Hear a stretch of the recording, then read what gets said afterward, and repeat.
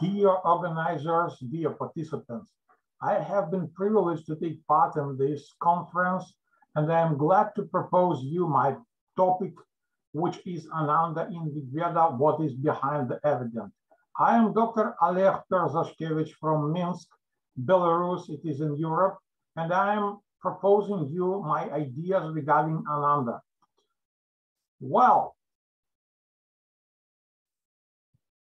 a special interest has been always attracted to the realities people discovered in ancient times, yes, during the remote past, which we keep in our mind as a relative starting point.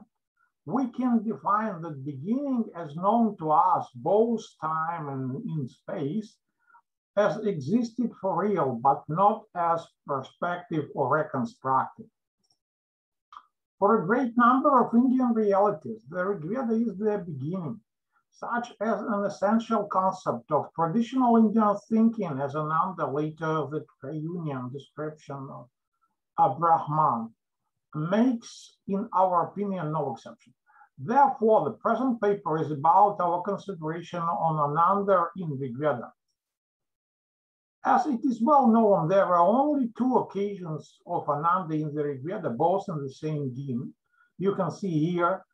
We should also add here the 3 more fragments containing cognate and other words. You can see here, in all those cases, Ananda is traditionally explained as happiness, joy, and pleasure in different languages while translating. This not numerous evidence and absence of basic divergence in understanding of the subject have been regularly considered by the researchers as an obvious argument not to consider Ananda in the Rigveda as an independent object of research, or join those mentions in wider set in all the body of Vedic literature. Therefore, in the Vedas, we can understand the root nand not only as to be pleased, but also to be refreshed, to become stronger, first of all, with the blessing or elegy. For example, I'm going to consider the second variant as a basic value. The very concept Ananda has been traditionally understood as joy, pleasure, and happiness, and the last happiness has seemed to be the core and possibly even the initial one. Etymologically, nand probably originates from Tamil Nadu, the flourish, blossom, round, to be proud, to radiate, pride, to shine. But that idea had been refused in due course and returned to the European root, which you can see here, with the meaning of to remove, to abuse, the blame, or the noun which to dare. Here is the relative position in time of the hymns known with this root of noun, well shown inside the Pargiters table, who made their list of the participants of Indian previous period of time with their relative position inside the so-called generations. And the last table here you can see as the number position in those generations, which are almost the same, I mean, where they are very close in time, in relative position also. Here is the Sri-Kan Talagiri's table with the same purpose.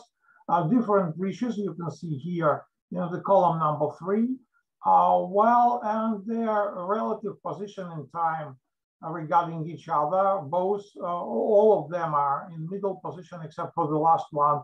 But the last one, Talagiri considered to be youngest, is not definitely like that because this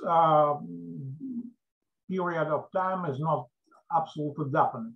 The table shows give us the basis to believe that all mentioned fragment of Rigveda composed approximately during the same time. The authorship of the last one, Rigveda 10.71.10, is not proven. Hence, the hymn can be as old or so younger than the other ones. Therefore, usage of the word noun has never been a distinctive attribute of any one particular Rishi family, as we have nothing for it in the family mandalas, but it has been common enough for everybody. Here you can see our result of researchers inside the Vedic text, where you will take all the words connected to this root I'll see the correlations between inside the text between different words used to depict the situation inside the game. Here are the connections. We have the phenomena connected, action, subject of process, object of process, and so on. So, well, we can from this conclude the Rigvedic evidence are connected to the ritual of soma sacrifice, used to be the effect arising during the fulfillment of soma sacrifice. And this is important.